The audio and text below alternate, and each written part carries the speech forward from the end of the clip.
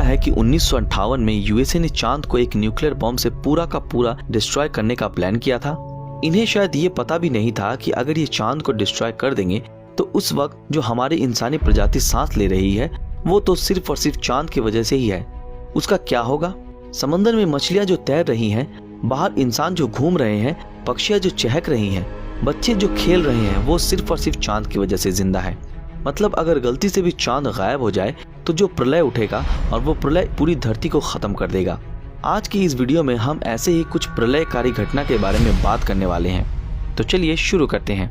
America ने सिर्फ और सिर्फ न्यूक्लियर बॉम्ब की मदद से पूरे का पूरा चांद को उड़ा देने का काम किया था, पर क्या प्रैक्टिकली न्यूक्लियर बॉम्ब से इतने बड़े चांद को डिस्ट्रॉय करना पॉसिबल है?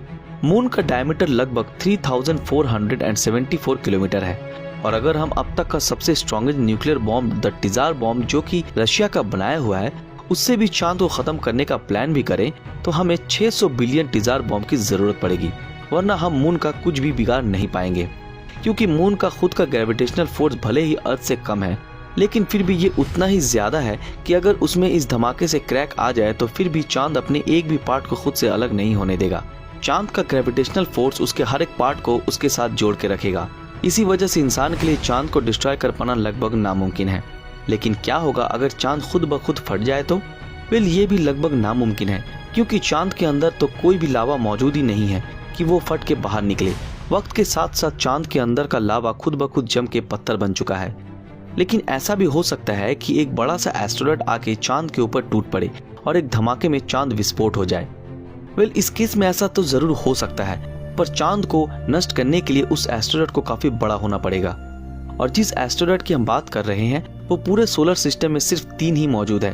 पहला है सीरिस जिसका डायमीटर है 904 किलोमीटर, दूसरा है वेस्टा जिसका डायमीटर करीब 500 किलोमीटर है और तीसरा है पैलस जिसका डायमीटर भी करीबन 500 किलोमीटर ही है। पर ये सारे एस्टेरॉयड्स नेपच्यून के ऑर्बिट में मौजूद हैं। इसका मतलब ये है कि उन एस्टेरॉयड का हम तक पहुंच पाना लगभग नामुमकिन है। इस हिसाब से ये पता चलता है कि आज के समय पे चांद को डिस्ट्रॉय करना लगभग नामुमकिन है। लेकिन अगर इन फ्यूचर में इंसान ऐसा कोई बॉम्ब बना लेते हैं जिससे कि एक बॉम्ब से पूरे चांद को नष्ट किया जा सके तो फिर क्या होगा? चांद के फटने के बाद चांद के टुकड़े ग्रेविटेशनल पुल की वजह से मीटियोर के रूप में धरती से आ टकराएंगे, जिससे हम लूनर शावर कहते हैं। और उस लूनर शावर की वजह से पृथ्वी में बहुत सारे खतरनाक विस्फोट होंगे और इस विस्फोट के कारण एक भी प्राणी जिंदा नहीं रह पाएगा। और इन सब के बाद हमारी धरती हमेशा के लिए एक ब्लू बॉल बन के रह जाएगी। ये सब सुनने के बाद अगर आपको चांद की अहमियत पता चलती है तो हमारे वीडियो के एक लाइक जरूर करें और अगर ये वीडियो पसंद आया तो इस वीडियो को अपने दोस्तों के साथ शेयर जरूर करें।